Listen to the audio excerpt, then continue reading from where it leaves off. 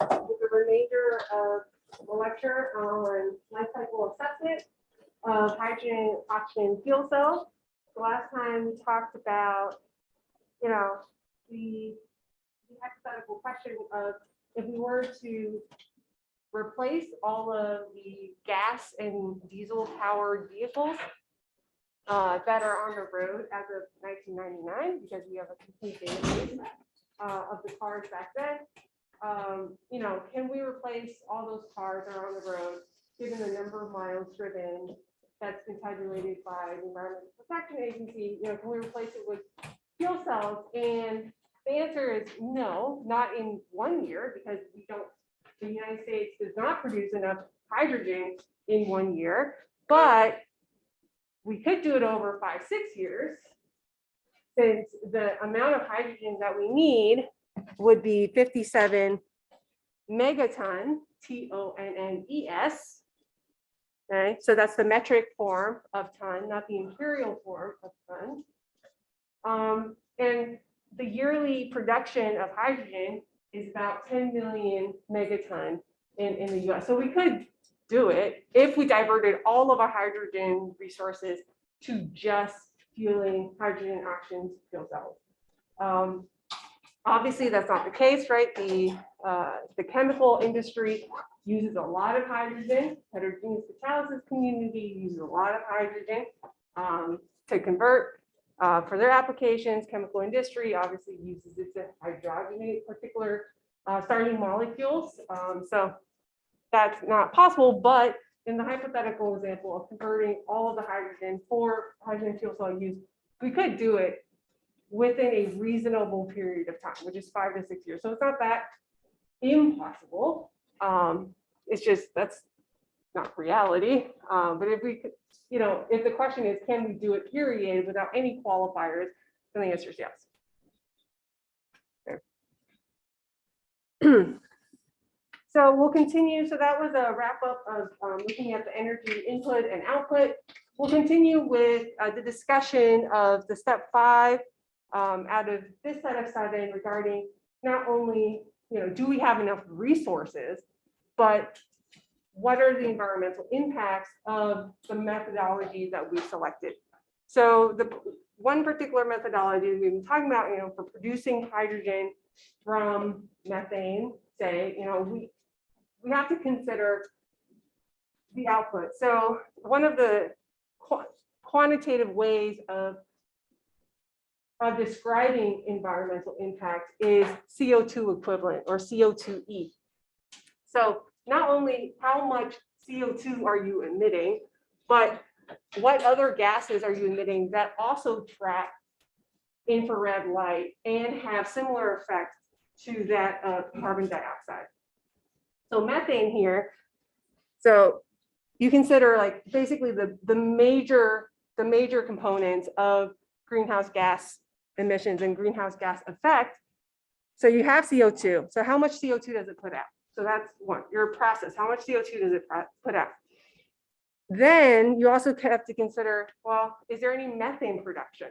If you're using natural gas as part of your methodology for producing or refining, or as a fuel, say, there will be some methane use or output. And so there's a prefactor here, 23, in calculating the CO2 equivalent. That means methane is 23 times more potent than CO2, right? That means 1/23-ish. If you have 1/23 amount, that means that's the same. It has the same effect as if you have 1 molecule of carbon dioxide. That's the effect of having methane. So sometimes what you'll hear people discuss, CO2 equivalent, they're also talking about, not just CO2, but other gases as well. So there's methane, and then there's also emission of N2O. So that's 296 times more potent. So that's 296 times the equivalent of that of just like the effects of 1 molecule of CO2. And then there's also some other terms in here. So then you take into account particulates, organic matter. There's this whole, they're sort of lumped under this umbrella term called, organic matter and soot. There's like carbon particles that are coming up. And what we care about are particles that are 2.5 microns, or carbon that is 10 microns. And these prefactors, alpha, so that's also scaled, and that can vary quite a bit. So that's a prefix for now. Then there are other terms like sulfates. So they're also size of 2.5 microns. Then there's SOx and NOx. This is pretty common in internal combustion engine, right? When you burn gasoline, there's a lot of SOx and NOx that's produced. And so interestingly, the sign is negative. So it actually has a cooling effect, which you think, oh, well, isn't that all peachy? Shouldn't we just pump more SOx and NOx out? Given my sarcastic tone, the answer is no, right? Don't pump more SOx and NOx out in the atmosphere, because while they have a cooling effect, that means they reflect infrared. That's not the only, that's not the only part of the story. So SOx can acidify the, if there's a lot of SOx production, you can have what's called acidic rain, which is quite corrosive. And so that's not a good thing. And that actually outweighs the cooling effect of the emission of SOx and NOx. And then there's also volatile organic compounds, so VOCs. So while they have cooling effects, the sign is different. There are other ways the environment is being compromised. Okay.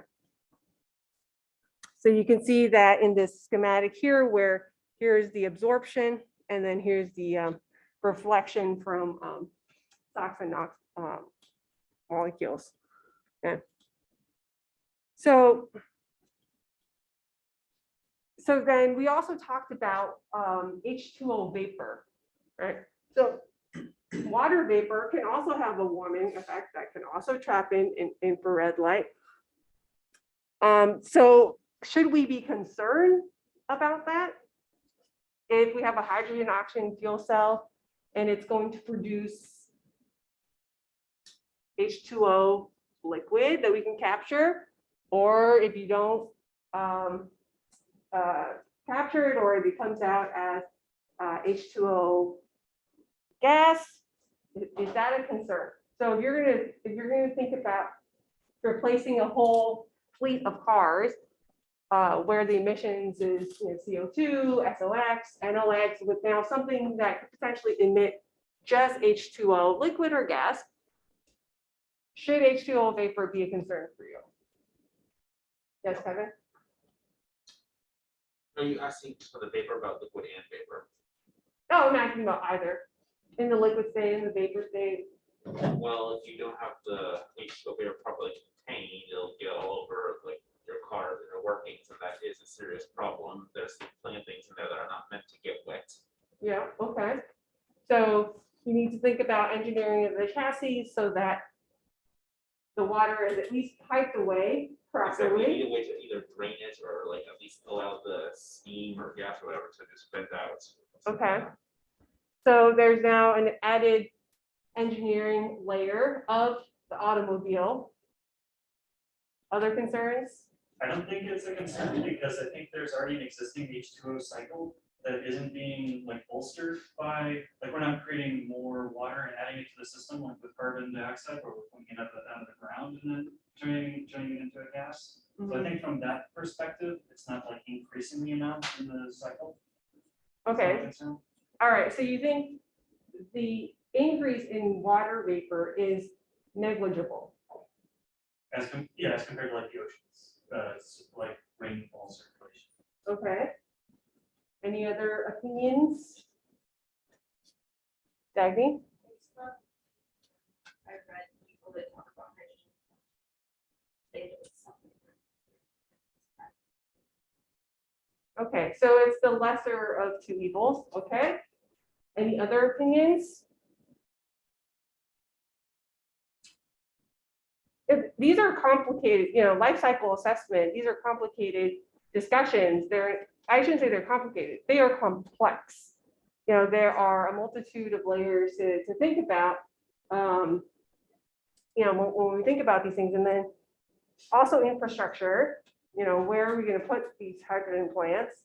And how do we integrate that to the current grid? Because the last thing you want to do, right, it's like plastic bags. If you have a lot of plastic grocery bags at home, because that's, you know, everyone had those back in the day before we all went to Canvas, right? Do you toss away all those plastic bags and buy yourself a new like $20 Canvas tote just so we can now all be sustainable, right? Or do you keep on using the plastic bags for whatever purpose and recycle them or upcycle them until they're done with, right? So these are the things we want to think about in terms of, you know, how do we tap into also existing infrastructure, and that tapping into existing infrastructure and modification, is it worth it versus just starting anew? Okay, so how we do all of that is through basically algebra. We try to quantify and answer those questions, the complex questions, with math as best as we can. So we think about, all right, well, how do we take into account all the inputs? So all the input and also the output. So here's a data table of what you can see here, on-road vehicles, right? These are all the species that come out. And as Alan said, there's actually already some H2O that also comes out. So how much worse is the H2O vapor that gets produced versus conventional fleets that also emit CO, carbon monoxide, NOx, NOx, sulfur oxides, and all that. And then here's also a list of organics, and here's also a list of particulate matters. So this has all been tabulated. You can do, you know, chemical analysis on all of this. So in terms of just CO2, before we talk about water vapor, in terms of CO2, here you could see the CO2 equivalent from all cars from 99 is about 1.36 gigaton a year. That's so it's pretty substantial. But then if we look at, well, how much is there from all sources? We're looking at about 26% just coming, or 23, depending on if you use the high end or the low end of CO2 equivalent. We're looking at it between 23 and 26%. So we can make a serious dent into the CO2 emission, or at least CO2 equivalent emission and impact, right? So what does that really translate in terms of economics?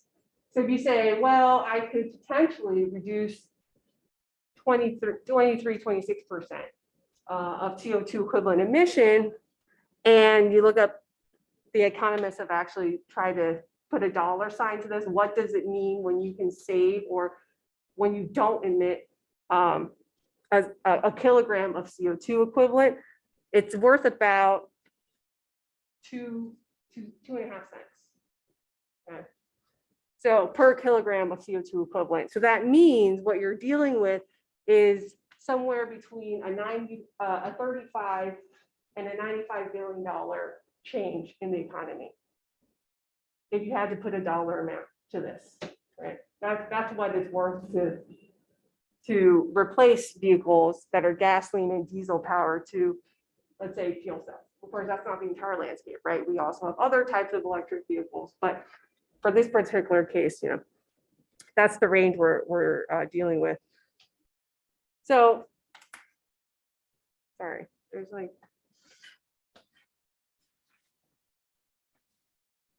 some chalk there. That's really annoying. All right, so then step 6 out of 7 is what Alan alluded to, which is, you know, comparing the change. How much worse is it? And also what Dagny alluded to, right? It's better of the two scenarios. So we compare, how is it so different? We look at crude oil production and we say, okay, well, you know, to get petroleum, to go find where the petroleum is, to dig it out of the ground, then to refine it, remove the sulfur, store the gasoline, and then finally use it in, an internal combustion engine. We have the same similar issues of, CO emission, CO2 emission, also vapor, H2O vapor emissions. What you don't see here is, like hydrogen leakage. So other problems that we encounter if we use methane to produce hydrogen. So to answer the question, if water vapor is going to become an issue, if now your entire fleet is just hydrogen oxygen fuel cells, we can compare with and think about, well, where does the current fleet come from? And then also, what are the bottlenecks, right? I mean, the bottleneck is really just getting, the hydrogen itself. So we do the math here to compare the net flow. So we say, okay, well, what Alan said, Alan alluded to the ocean, but there's also water vapor that comes out of gasoline and diesel powered vehicles. So we say, okay, if gasoline is, some combination of these hydrocarbons here, the CnH 1.87 and then diesel is CnH 1.8N. Okay, so that's the molecular formula. When you burn it, right, you react it with oxygen, you get out CO2, some vapor, the work, obviously, so that you can actually drive the car, and then some heat. Right, so that's what happens when you burn it. And when you burn it, according to the EPA, there's 450 megaton of fuel that was used in 1999 of all the fleets, of all the cars in the fleet driven in the US. Right, so we convert that to how many moles of gasoline and diesel was used, right? So I just did a conversion here. So this CH 1.85 is a weighted average of 78% of the fleet is gasoline-based cars, and then 22% of the cars in the US is diesel-based. So if you weigh those, that average, you get 13.85 grams per mole. Right, so it's just the molecular weight of the weighted average of the two chemicals. So you get 32.49 times 10 to the 12 moles of fuel. So it's a really large number. And that converts to 541 megaton of H2O. And so that's for the entire fleet back in 1999. That's how much vapor gets produced. Okay. And this is the molecular weight of water. So that's all. So then you look at fuel cells, and you see here that for a hydrogen oxygen fuel cell, you get out H2O vapor, you get out electricity, and you also get out some heat. And we've calculated before that we'll need 57 megaton of hydrogen, that's how much H2 we'll need to replace the entire fleet.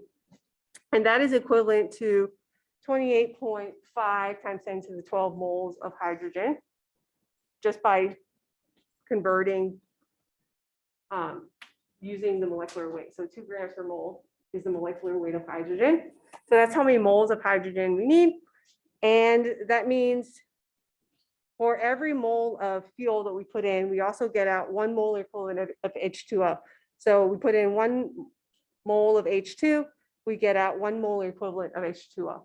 So that's just the prefactor, right? Just looking at the chemical equation. Convert, you multiply with the molecular weight of H2O, that's 16 grams per mole. We convert grams to megaton, and we get out 513 megaton of H2O will be produced. So there is some saving, but not as substantial as you think. Okay. But as Alan already mentioned, natural resources emit 5 times 10 to the 8 megaton of H2O vapor per year.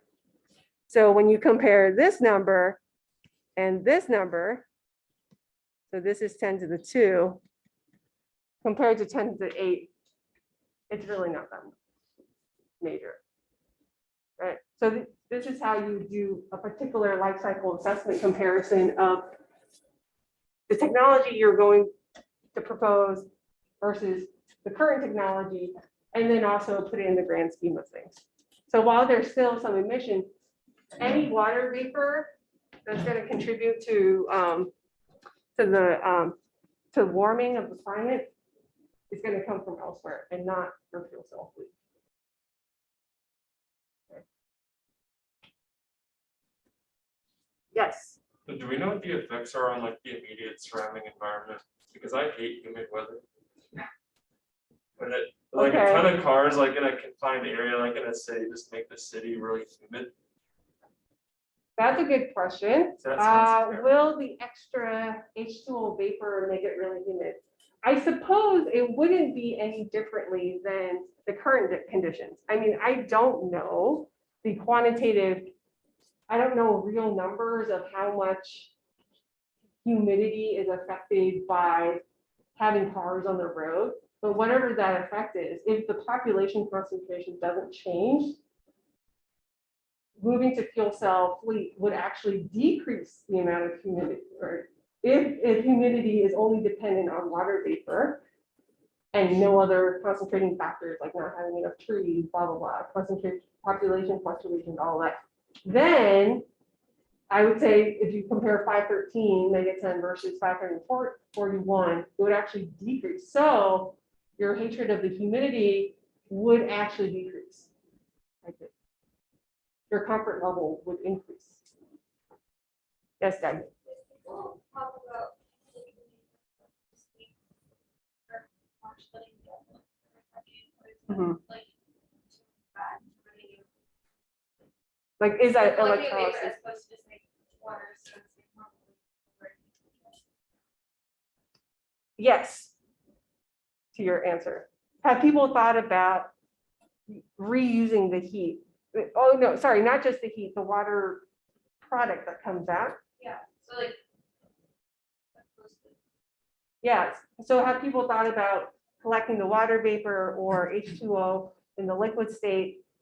Yes, and in fact, people have tried and are trying to collect the heat as well, because heat can be converted to electricity as well through thermoelectric material. So, yeah.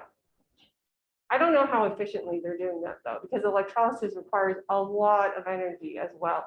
So then you have to think, oh, well, how much more energy does that take? You know, so yeah, but yeah, absolutely, you should recycle the products. Yeah, and in fact, the closed loop sort of circular engineering to minimize waste as much as possible, whether it be, you know, actual chemicals that come out or heat or whatever the product may be, is definitely a huge area of research and things to think about. Yeah. Yeah, Alan. So like the components to recapture and recycle the emissions back into the system would be really heavy, but like maybe instead of a car, would that be better suited for like a train that isn't so limited by like weight, but still desires like really efficient usage? Because like you can make a locomotive as big as you want, right? It doesn't really have a limit. That is true, but it also takes energy. So should hydrogen oxygen fuel cells be used in applications beyond light duty passenger vehicles? I think the answer is you should use it wherever it's efficient. You know, wherever weight is a concern. So passenger vehicles, lightweighting is a prioritized, well, safety is a prioritized, objective, but lightweighting is also a prioritized objective. Trains, my counterpoint to that would be how much you need to power a train is also dependent on its weight and the cargo that it's carrying. So if you add on another train car, you need extra fuel to power that, longer train, say.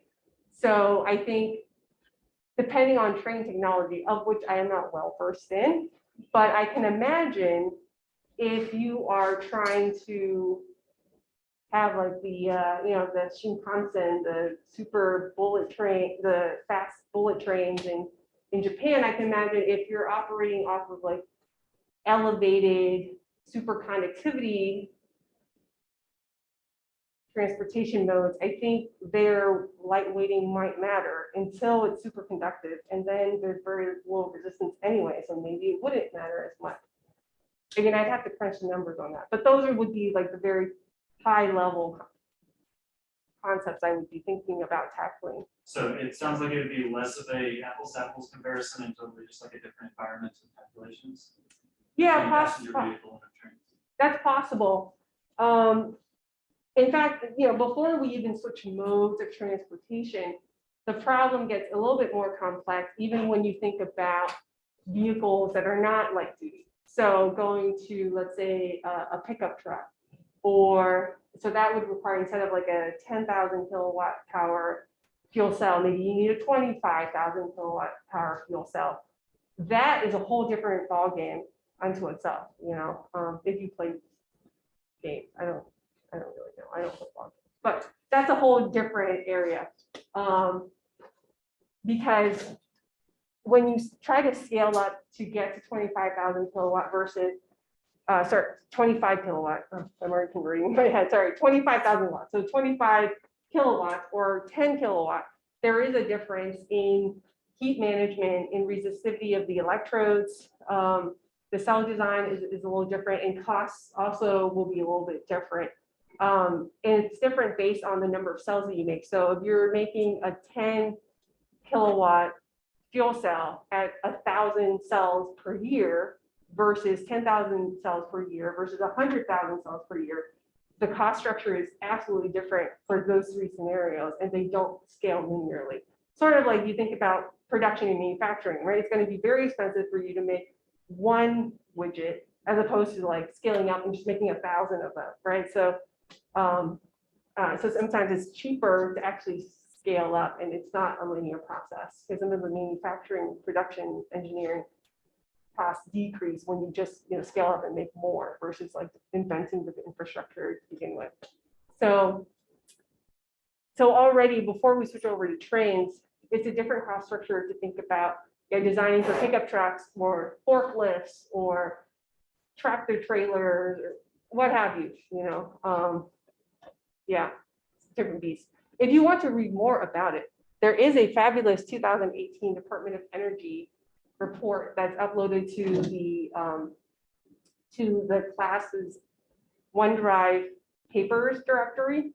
I believe the first author is Brian James. So that 2018 DOE report is very detailed, extremely detailed. The whole team takes into account labor costs as well, how much it takes to like train a new workforce and all of that beyond some of these materials costs. So you should read that report. It's very informative. Okay, so we already discussed this slide, so I don't think I have to belabor the point there, where in terms of, does it make sense to replace internal combustion engine with fuel cells? Yes, up until a certain operating temperature, right? And then your ICE is actually more efficient beyond 700 C. Okay, but we already discussed this. So we shall move on unless there are any other questions.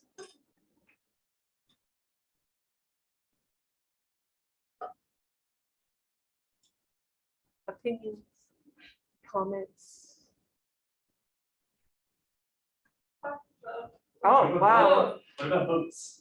What about boats? Fuel cell boats, because then they can just put the water back in the water. Interesting. Okay, that is an interesting point. I had not thought about boats. I'm sorry for you. Actually, how do boats work now? That's probably the first step in LCA, is understanding how current technology works. I have no idea how boats work. They're nuclear powered. Like, what kind of boats? Are we talking about like the ones you can take out on a lake? Are you talking about like a? Liners or like warships or like big boats? I do have I a don't know, nuclear powered Alan. kayak, so. Yeah. Okay, that is, That's that's a very analog boat. And in fact, it's a very inefficient boat because humans are very inefficient at converting food mass to actual energy, mechanical energy. So I'm we're in a business terrible. meeting. Well, we're good for the environment. We're terrible engines. I don't know, it depends. Our poop like nurtures more plant growth, which restarts the whole cycle. So do you compost your food? I tried to, I sent it to the off-branch compost facility, water treatment plant. You can really do that? I mean, that's my personal. Really? It's- Yeah. Okay, I want to see an LCA. New project. objective. Yeah. Okay, so I'm changing my project proposal topic right now.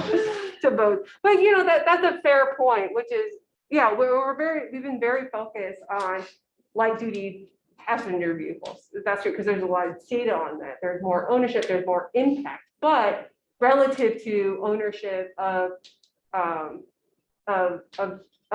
you know, I don't know what they're called. See, this is how much I know about boats, but you know, boats that are for personal use as opposed to, as you said, like freight liners or battleships or what have you, which is, I have no idea. I have no idea how boat works. You can get back to me. You can teach me all about boats, and then we can decide, you know, is it worth it to replace them with fuel cells? If the technology is analogous to internal combustion engines in light duty passenger vehicles, then I would guess maybe. That's my very quantitative answer. Olivia had a question. Is it on boats? No, Okay. it's thankfully on my cycle, Okay. very thankfully. So I know that like cars run at like basically 20 to 30% efficiency. Yeah. Kind of very high. That's pretty high, yeah. Very like more like 20. Sure. Exactly, Mhm. but so did they ever actually get to operating temperatures above 700 where it's actually worth to have a heat engine versus a hydrogen fuel cell? That is a good question. And as far as I know, I don't think the engine runs beyond 700 C.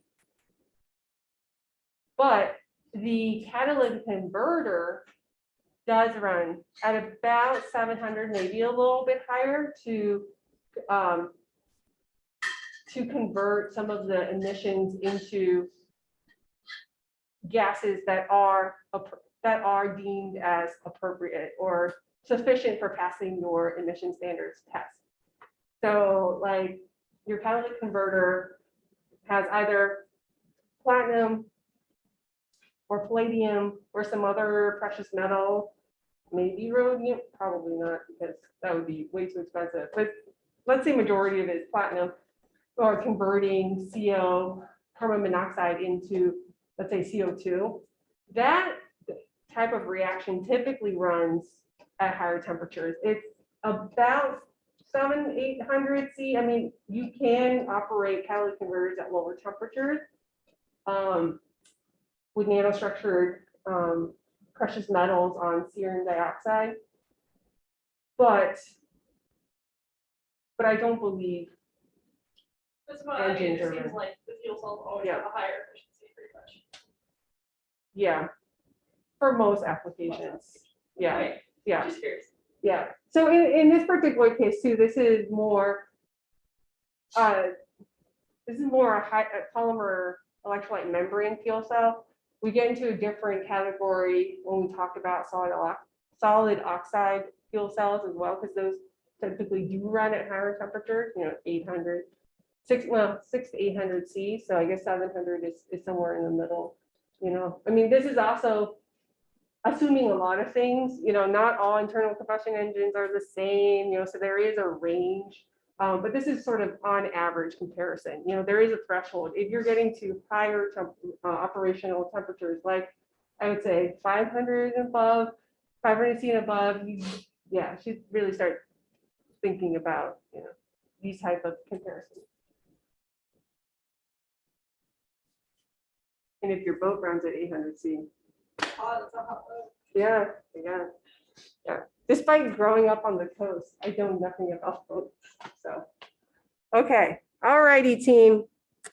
With that, I did put in a little bit of information regarding solid oxide fuel cells. And also comparing them to, in terms of grid storage, or I should say for grid applications, comparing them to current resources that do produce enough electricity for the grid, say. And in terms of emission, for CO2 emission, if you're looking at natural gas combustion, or coal combustion, which before we've seen the pie chart where basically half of the electric power plants are coal-based still. So it is likely that you'll have to compare it, even locally to a coal-powered plant. And in terms of CO2 emission for a solid oxide fuel cell, if we assume even 55% efficiency, and we also assume that the only fuel is, let's say 100% methane, it could be mixtures, but let's say if you assume 100% methane, your solid oxide fuel cell is 55% efficient. We look up what the CO2 annual emission can be. Well, we can look at in the data table that for every gigajoule of methane that we use, 15 kilograms, that's equivalent to 15 kilograms of carbon. We go through the conversion of, okay, well, what is a gigajoule of methane in terms of gigajoules of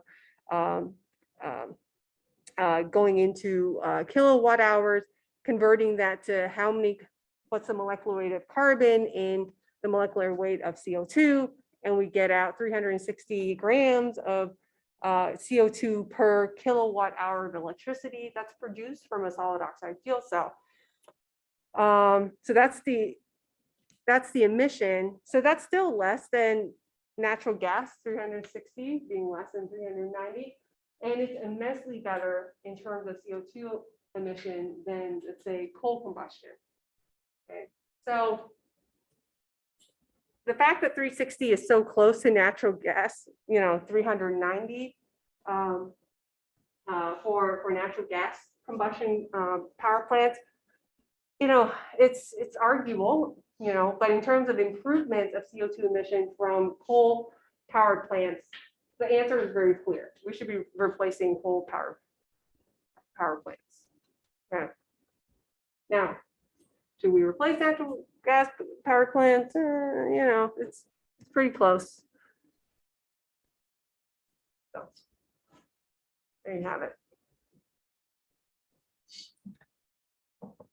Any other questions, comments?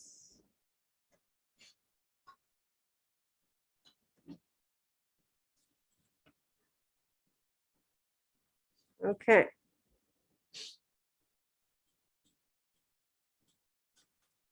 In that case, we will continue with critical elements.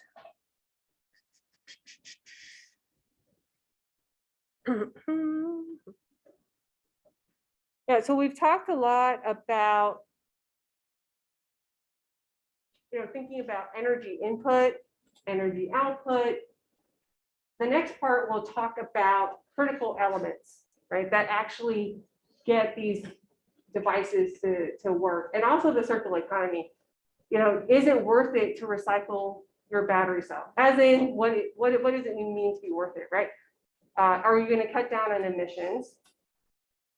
Sometimes it's yes, and sometimes it's actually no, because of the processes that are involved to actually recycling the material, right? So to dig lithium out, or to dig platinum out, or nickel, or manganese, or cobalt, all these elements, to dig them out and then recover them from your device, and then get them back to a state in which they're useful again, takes quite a bit of energy. So recycling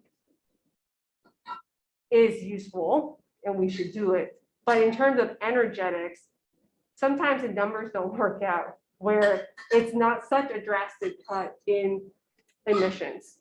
Because the recycling process itself can be almost as polluting as digging up the material. So, so that's what we're talking about, is the circular economy and the critical elements. So I've selected a few elements to focus on. So not all, but the elements that pertain to some of the applications, the energy applications that we've talked about in this class. So the Materials Research Society has written a really fantastic article about what are, like, how is an element defined as an energy critical element?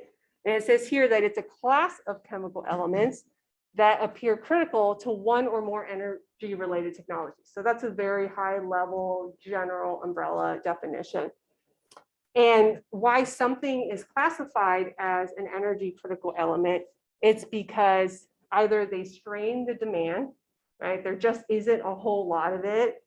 So, you know, if the demand is high, you know, it strains that supply chain, or price increases and unavailability. So if there are huge swings and fluctuations also make it critical, and huge swings and fluctuations in prices or availability is related to the global politics, right? So if an element is heavily concentrated in a particular area of the world, you know, that can produce some power imbalances that, you know, that really affect the supply chain down the line, right?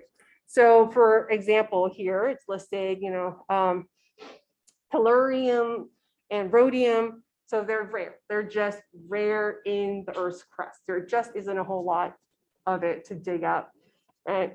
Or an element is not evenly distributed. So that's the concentration that I was talking about.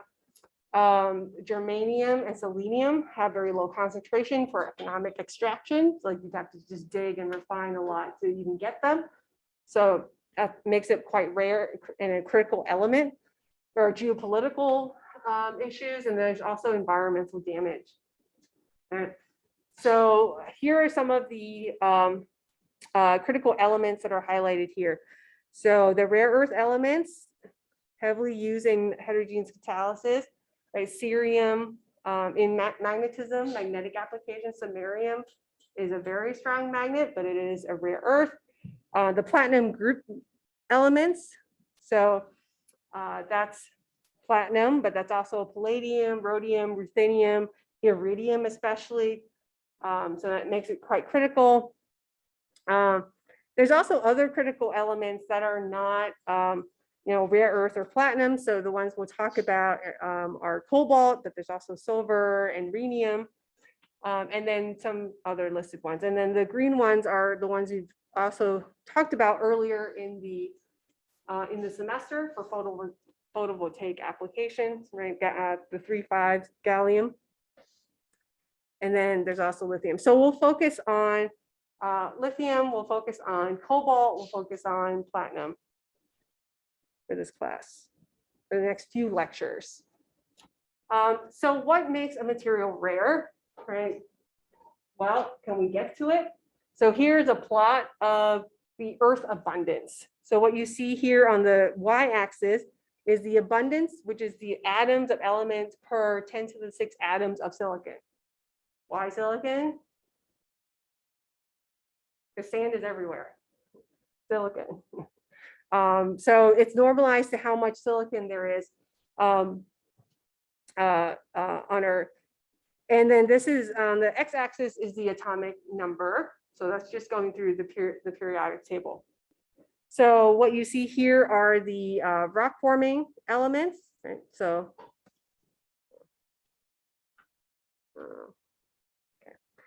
and then the rare earths are here. So higher in terms of earth abundance is better. There seems to be some lag. So sorry about that. So here you can see while cobalt is here next to nickel. Nickel is a little bit more abundant, but cobalt typically, when it gets mined, it's basically a byproduct of the copper and nickel mines. It comes out in the processing of copper and nickel, actually. So if the prices of nickel and copper fluctuate, cobalt will go with it. It's usually not mined by itself. So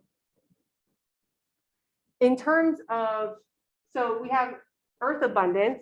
So if you're thinking about, whatever technology, people have also been looking at heavily. Okay, all right, I'm just gonna point to the board because my pencil seems to not be responding very well. Right, so what you want to do is you want to move up in the y-axis. So, if you look at iron, right, lithium iron phosphate batteries, iron is more earth abundant than say cobalt and nickel and manganese. So manganese is a little better, well, better than cobalt and nickel, but not as earth abundant as iron. And so people have looked at lithium. And so the discussion of, well, can we make sodium ion batteries or magnesium or aluminum, right, multivalent batteries instead of just monovalent batteries like lithium and sodium? You can see that sodium is more earth abundant, but magnesium is actually less earth abundant than sodium. So then you think, okay, well, then what's the point of going to magnesium batteries? Well, you can think about, well, if I can transport magnesium 2+, if I can transport magnesium 2+, I could potentially double my energy density. That's all fine and dandy if you have a stable liquid electrolyte. Well, then you think, well, why don't I just bypass the liquid electrolyte and move to solid electrolyte, and basically accelerate the progress similar to that of lithium. You can also do that if the ion conduction of magnesium is sufficiently high to justify an all solid magnesium ion battery. And that's where the challenge is right now. It's difficult to move and mass transport magnesium ions, right? They're heavier desolvation from a 2+, the anions from a 2+ cation in a salt is extremely sluggish. And the liquid electrolytes for magnesium batteries are extremely volatile and flammable. So these are the challenges right now. But the field is also quite nascent.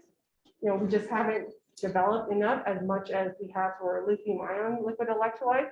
So that's not to say that they're not competitive. That's just to say it's a more nascent field, and thus there's a lot of challenges that have not been overcome just yet. That's nothing is really not on the teaching. I just have expecting a phone call. Bye, Kevin. Have a good one. Yeah. See you Monday. See you. So these are the challenges. It's a balance of, well, clearly we want access to more earth abundant elements and material, for making our material, but there are certain chemistries that make it really challenging to just use, why don't we just have like, I don't know, potassium batteries. Sorry? I guess there's a research about potassium batteries also. Potassium batteries. I didn't catch the first part of before you said potassium. I guess recently there have been some kind of developments in potassium batteries. Yeah, so that's also a relatively new area. And when I say new, I don't mean like no one's ever done it before. It's just like people have done it and then it didn't work for a while and then it became kind of stagnant and people are revisiting it. Potassium ion was just like not touched in a very long time. But yeah, in the last few years, if you walk across the walkway to the chemistry building, Professor Yi Wu has been working on potassium air for many years now, but there are challenges to working with potassium. It is extremely flammable when exposed to air. Sodium is also extremely flammable. Lithium, as long as you have a dry room, it's not that bad. You'll form lithium hydroxide on the surface. It'll become a passivating layer and then your battery will die. But in terms of flammability, it's all relative. It's not that bad. Okay, if I had to qualitatively assign how dangerous batteries are. Lithium is pretty low on the list relative to sodium and potassium, calcium. So anyway, yeah. So these are the considerations, but earth abundance should really be a huge factor as well, because with it comes sort of a correlated price comparison, right? So iron is cheaper. If you had to mine nickel, that's not as bad as cobalt, and you get cobalt from mining nickel anyway. So these are the considerations before you think, in addition to thinking about the chemistry of energy application. So, no, we have a little bit of time. Okay. So in terms of global warming potential, so how much CO2, kilograms of CO2 equivalent is going to be emitted in mining these different elements. That's listed and summarized in this periodic table here. So you see the most offensive element. Really? Okay, I think this should work. It doesn't seem to be working. So, all right, well, I've given up. You can see rhodium has the highest global warming potential, or the amount of kilograms of CO2 equivalent that's emitted when you mine this. Platinum, not as bad. Iridium, although it's quite costly, it's also comparable to mining platinum. Cobalt and nickel, not so bad. Iron is much better, so in terms of mining for elements and looking at the platinum metal group here, platinum, palladium, that's going to emit quite a bit of kilograms of CO2 equivalent relative to the 3D transition metals that you see there. Oh, yes. Is it just physically getting to the said elements, or is it refining it? Like, what makes it so different? Yeah. Especially for metals that are pretty similar.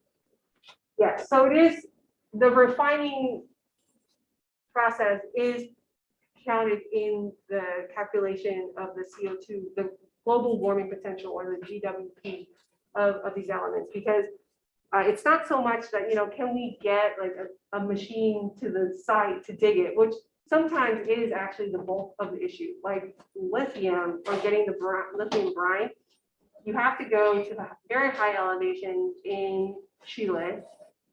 And so that does take a lot of energy, right? Because part of these vehicles being powered to get up there, to extract the lithium and all that. But the refining as well. So so that typically is like burning and smelting and all of that to refine and get out these pure elements from the ore itself. Yeah. Oh, okay. It does look like we are out of time for today, so we'll pick up here Monday, and I believe we should be able to finish critical elements and circular economy by Wednesday. Okay. And reminder, your proposal is due Monday. Please take a look at the template if you haven't already done so. All right. Thanks a lot, everyone.